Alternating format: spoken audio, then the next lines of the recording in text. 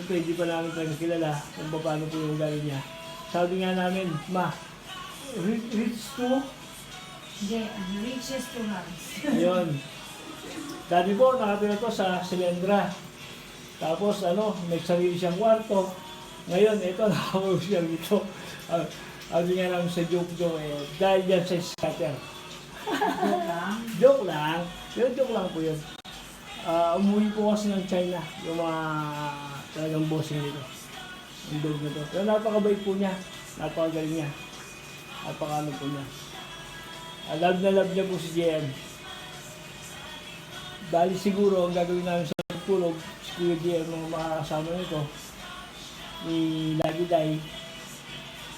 Tapos ang lagi namin, sa amin pa rin. Ang ginagawa ko po, yung isa nga ngayon, nakakulong. Tapos